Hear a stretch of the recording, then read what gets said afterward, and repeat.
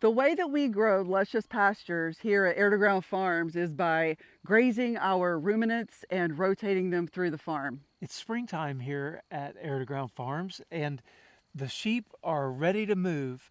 So we're going to set up some paddocks for them so that we can get them out grazing and get them on grass, because the grass is really ready for them and the pastures need them on them to stimulate them to continue to grow, and we use their pee and their poop as fertilizer.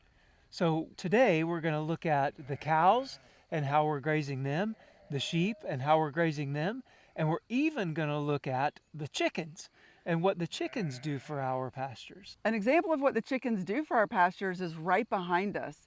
This area right here is where we started a group of chickens last year, and this has got to be one of our most luscious pieces of grass that we have on the farm now.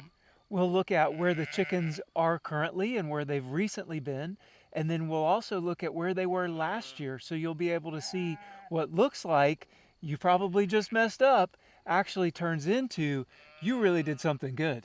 So come along with us. Let's set up a paddock for the sheep so that these guys can get out of their dry lot where they've been and get out on grass, and go check on the beef cows. What you're seeing in the picture right now is, to the left of the screen, the tall, really dark green grass is the lines where we ran the chicken tractor through last year. We had multiple sets of chickens that ran through right on these lines. And then if we pan to the right a little bit over to where Lucy is standing, that's where we had the lambs spent a large majority of time right in that area. And that really dark green lush grass where Lucy's at is where the lambs spent their time last year. Really beautiful looking pastures. This is the dry lot where we've had our sheep for the past several weeks while they're lambing. And what we're aiming to do is open them up right here at the corner so that we can, periodically through the day and the week, we can get them out of here and get over onto the pasture so that they can actually start eating grass rather than just hay. But each night we will bring them back into this paddock so that they can spend the night safely in here with their lambs. Here on the farm, we use electrified netting as well as electrified poly wire, and that allows us to move the fences around and really rotate the animals through the areas where we want them to impact. We have double set up right now as we're teaching the lambs about the electric fence. So the netting is not electrified, the wire actually is electrified. I did sort of a joke one time with grabbing the wire and acting like it shocked me. I got shocked so bad this morning that I'm not even going to play around. This particular wire is hot, and we use it, and it's a very effective tool at training the animals to stay away from the wire. The net in front of the wire for them, so that as they approach it and they touch the wire, there's something else in front of them, and that makes them want to go backwards instead of go forwards. Without the net being here, if they touched it, their instinct might be to just jump straight through the wire, and then they end up being out, and we don't want that. So they've been learning about the electrified wire with the net to train them. Today, we're going to set up a paddock for them to spend just a couple of hours grazing in, and we're going to do it with the wire only. So we're hoping that the training that they've had with the net is going to be good enough to keep them in with just the wire. It may not seem like it, but it really is a bit of a logic puzzle to figure out exactly how to set up these nets and the wires and to get from one place to the next. So what we have right now is our wires are set so that the opening is on the other end of the paddock. So one of the things we're going to have to do first is take up all three of these wires and rewire the whole paddock so that the opening ends up here in the corner so that we can get the sheep out of the paddock that they're in currently. The next thing that we have to do is get them into their new paddock across the road in such a manner that we can contain them as they go across the road, and then contain them on that side of the road and still allow us access here to the road. So we'll talk to you as we're building this about how we think through setting up our paddocks. The first step to reconfiguring the paddock that they're in now is turn off this charger.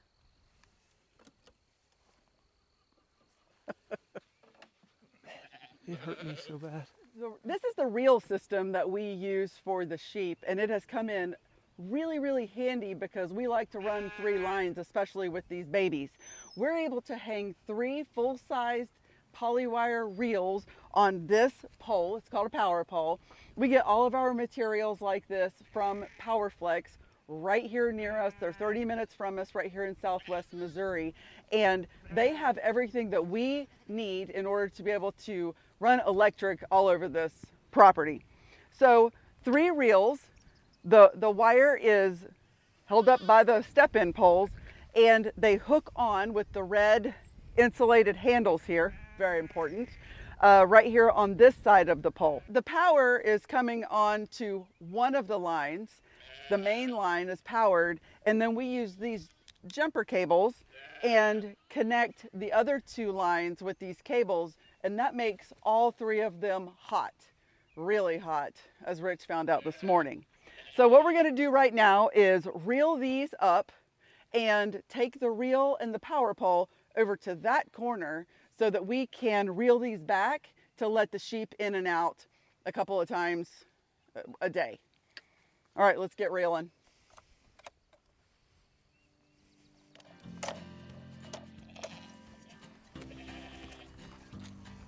One of the things that we learned in order to keep this line tight when it's really long is to occasionally tie it off on your step-ins and really secure it so that it's not going all the way around. So occasionally we will extra wrap around these hooks on these step-ins just to give us some added security so that whenever it droops, it doesn't droop too much. So I'm just going to untie these.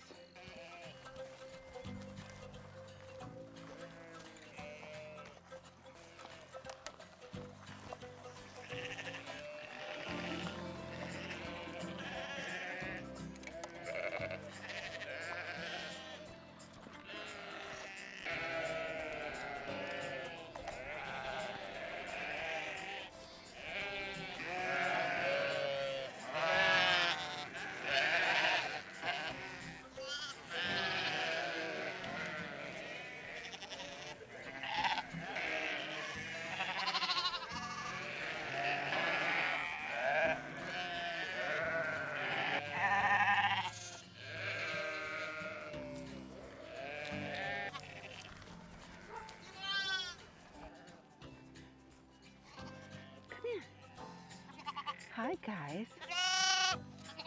So these 3 girls are bottle lambs that we were feeding up in the barn, and now we're feeding them out here with a jug, and they're the ones that will just come right up to us and are ready for something, huh? What are you ready for, huh? What are you ready for? You ready for some grass?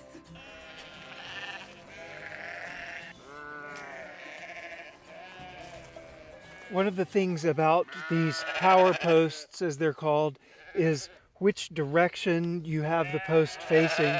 So this side of the post that is facing this direction is where we're going to hang these reels, and they're designed to hang right on the post itself. So we want to hang it on this side so that we can use the reel part of this to make one side of our lane.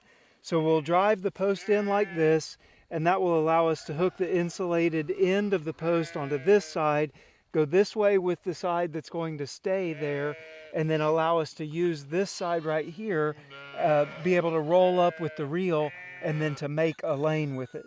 Yep.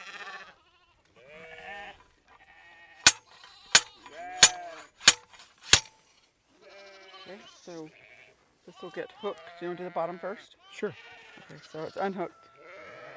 We've also found that starting at the bottom is the easiest way. That way you're not trying to reach through the line that you've already put on.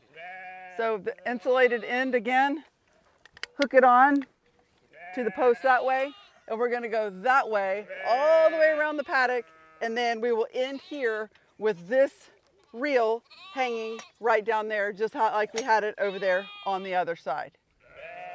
And we're gonna do that 3 times in fast motion for you guys.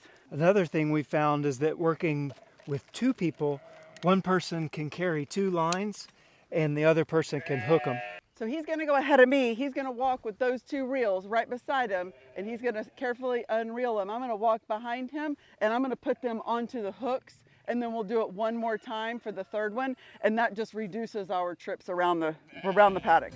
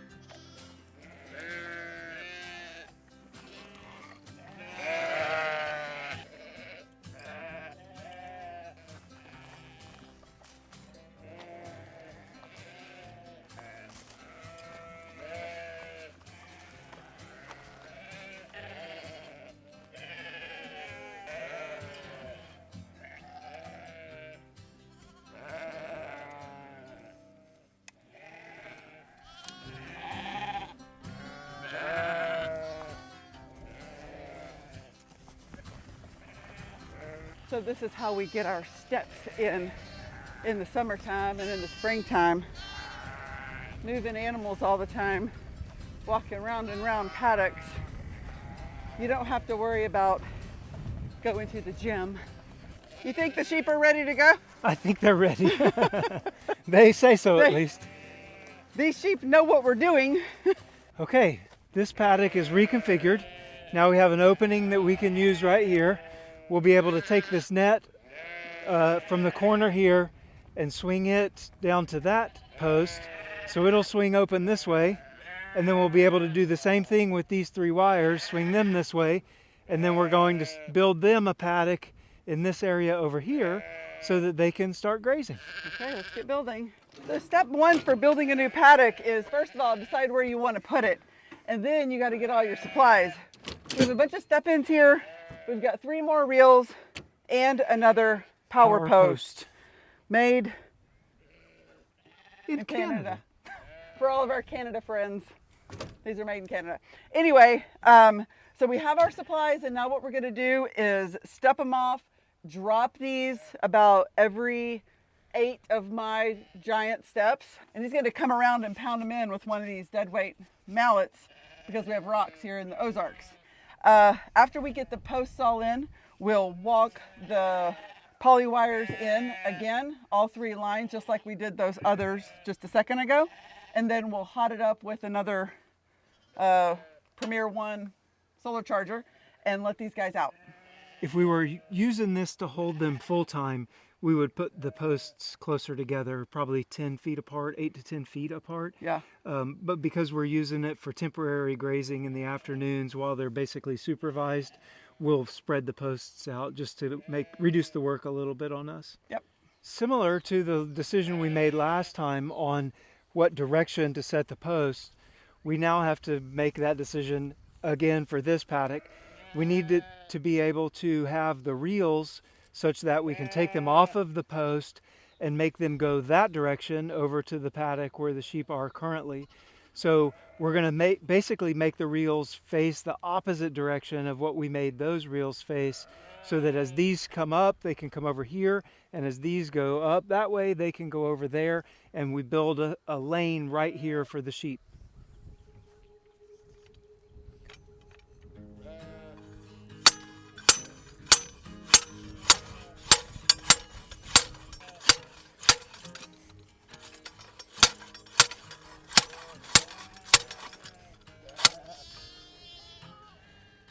Rocks much? There's been known to be a rock in the Ozarks. Has been.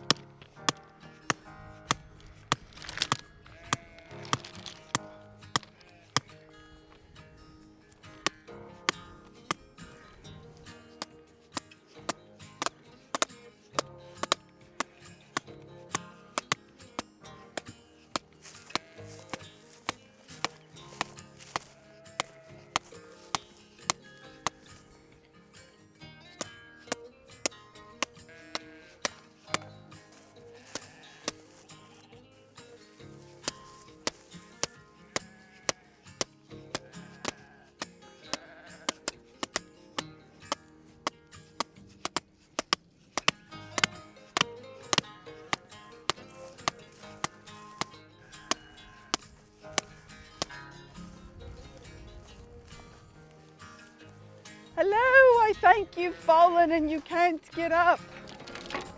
And I think you're looking at the ground right now. Let me help you. There you are.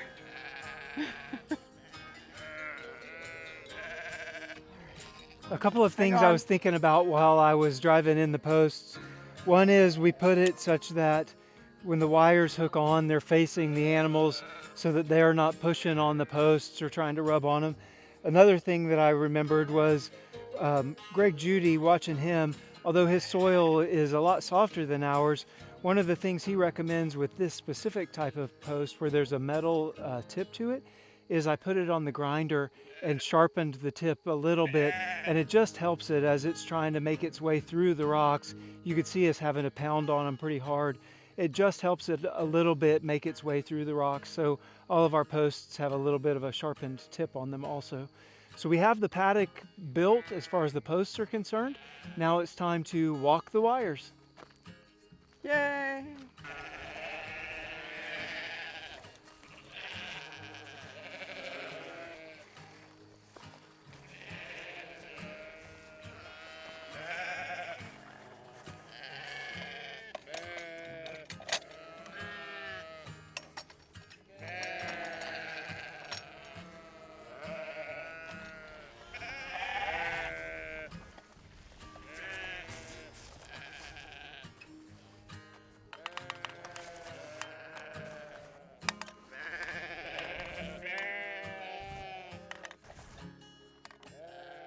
What I'm doing here is just tying it off a little bit, wrapping it a couple of times so that whenever we open the reels back that direction to let them in here, this stays tight all the way around the fence.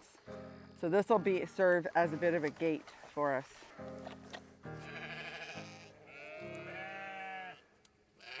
So this time around, the thing that I was thinking about was it may look like there's a lot of weeds in this pasture.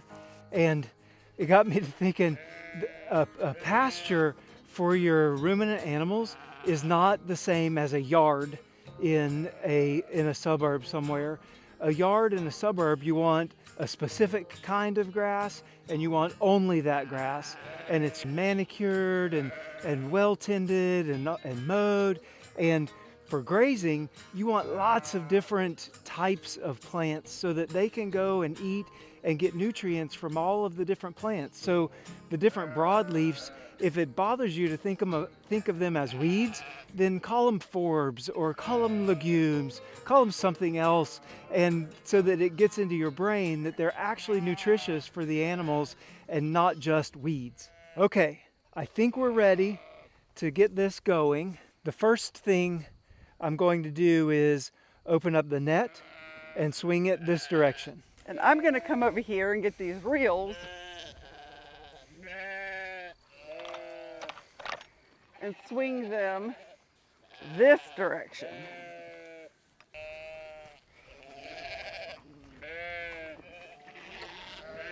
And our sheep know what's happening. They sure do. Hopefully the dogs know too here. Do you want them in there? I don't care. Come on, TJ, Lucy, come on, go.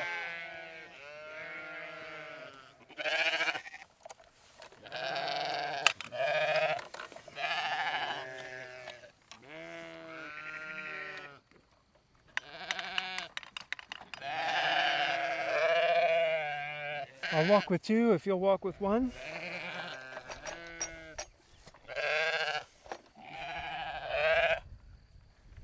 Wait.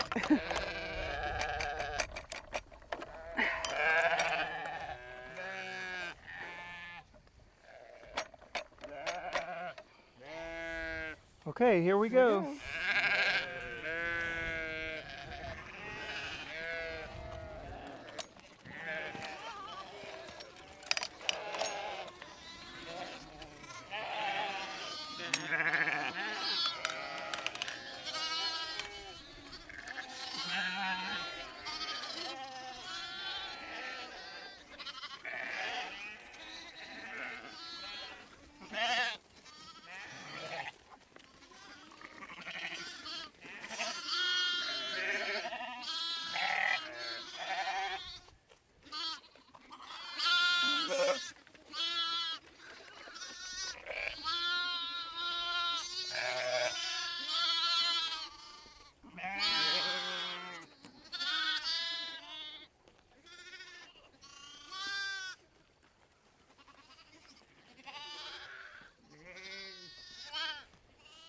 So you can see that some of the young lambs are left behind and confused.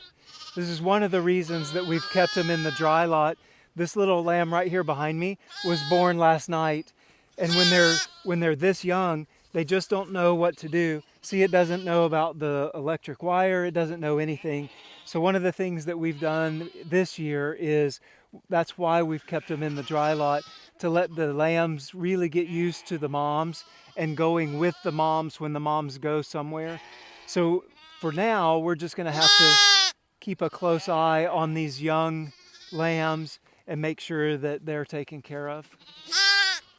So being a mom, the lambs crying kind of makes me crazy a little bit. But what I've learned over the past couple of years raising sheep is they're just letting them know where they are. They're talking to them. Generally, mom will talk back, unless she's got her mouth full. She'll talk back and they do find each other, but they're not under stress. They're not doing anything that's not normal. They're doing what they would normally do, and they're just communicating. Although to me, it sounds like a baby crying, not gonna lie. So our plan with these guys is to let them stay in here for a couple of hours and really get a little bit of the green grass, but not really get too much of it. And then we're going to use some feed and bring them back into their dry lot paddock where they will spend the night. And we're really going to keep them off of the green grass this year, especially with the lambs, until the dew is dry in the mornings.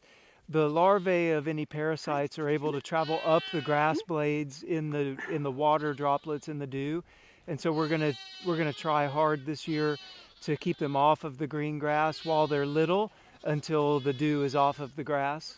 So Rich mentioned that we were only going to give the sheep the grass just for a little while for the next few days because all they've had is dry hay and their stomachs aren't really ready for all of the richness of the spring flush grass. So we're going to try to ease them into it so that the rumens have an opportunity to learn again how to take up and digest this richer, wetter forage. So we'll give them a little bit today and a little bit tomorrow and kind of just slowly work them into it because after a couple of years of raising sheep, we've learned that if you just dump them onto grass and don't give them anything else, their poops come out quite a bit runnier than you would like. So in efforts to mitigate that this year, we're just going to give them a little bit each day for the next few days, and then we'll put them out on pasture and get them rotating a little bit more through the day.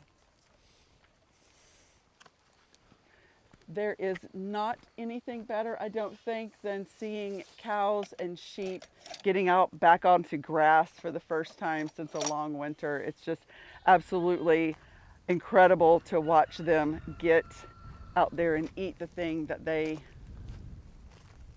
love to eat. Since we got our sheep kind of over there eating, we thought we would come over here and show you guys the beef cows and where they are. We've got them out on pasture. They're happy. Obviously, they're not hungry because they're standing here.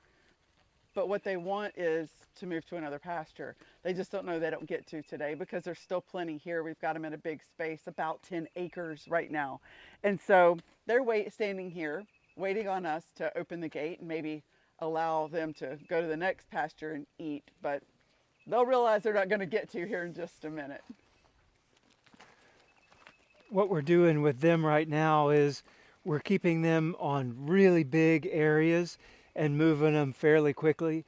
So the past 4 days, we've had them in about a 5-acre pasture and then an 8-acre pasture, and now they're in a 12-acre pasture, and they're staying for a day to 2 days in each one, and then we're moving them on. And the reason is they can come in and take the tall grass and rip the tops off of it and stimulate that tall grass to grow some more, and then allow the rest of it to recover. Shelley says that she sees a new baby. Hang on, let's see what we see. I think our big black cow had a baby. Let's go see. So I showed you the two little ones right here, the two little red ones. They're a few days old, but Shelley says she sees a new one. I see it. I think that's why everyone is over here. That's why everybody's here. They're saying hi to the new baby. Look right there in front of that cow. See it laying there? Let's see how close we can get. I see him breathing. It's a good Mama. sign. Good girl. That's a good mama. That's our bull. Hey, big guy. Getting it done, isn't he? He is. And then here's the new mom. And laying right in front of her It's a new baby. is a new baby. Hi, Mama. Hi, girl. Oh, she's Yeah, not long. good She's still girl. got some hanging out. Good job. Good job, Mama. Look here. Hi. Hi, little one. It's okay, Mama. It's okay. Yeah, it's okay, Mama. Hi, little one. Hello. A little boy. Well, that's the third calf of the season so far, and the third little bull calf. And he looks really good. He's big and spunky. Yeah, he was. She just had him. Not too long ago. He's dry. Yeah. I mean, it was today. It Yeah, wasn't yeah. out here this morning. No. So now we're here with our beef chickens. You can see behind us. And you can watch the video of us moving the beef chickens out onto the pasture and discussing why we call them beef chickens. But they too are a vital part of us making luscious pastures here at Air to Ground Farms. We move them every day or every other day, depending on how old they are. And as they move down the pasture, they leave behind an enormous amount of fertilizer. They pick at the ground and then they leave their chicken manure behind. And that gives us some of the luscious pastures that we have. We really wish that we had chicken tractors running all over the place all the time, because I don't want to process that many chickens. no, but man, did they make the pastures look good. They So do. you saw what they looked like at the beginning of the video, how green and how much taller that grass was where the chickens were. What I want to show you now is the grass in front of the chicken tractor, the grass where they are currently, and then the grass where they were yesterday. And then you'll be able to see how it looks like you probably messed up, but really you did not. So this is where the chickens are going to go tomorrow morning. And it's not the greatest pasture in the world, so that's why we have them here. And they're going to move here, and when they do, they're going to leave all of their litter. Now, they're here today. It's kind of ooky in there, to be honest with you. It's mashed down, they've picked it, and they've been eating grass and the bugs and everything, so it's making the chicken taste delicious. And it's making the pastures better. Let's go behind them and go and see what it looks like from where they were yesterday.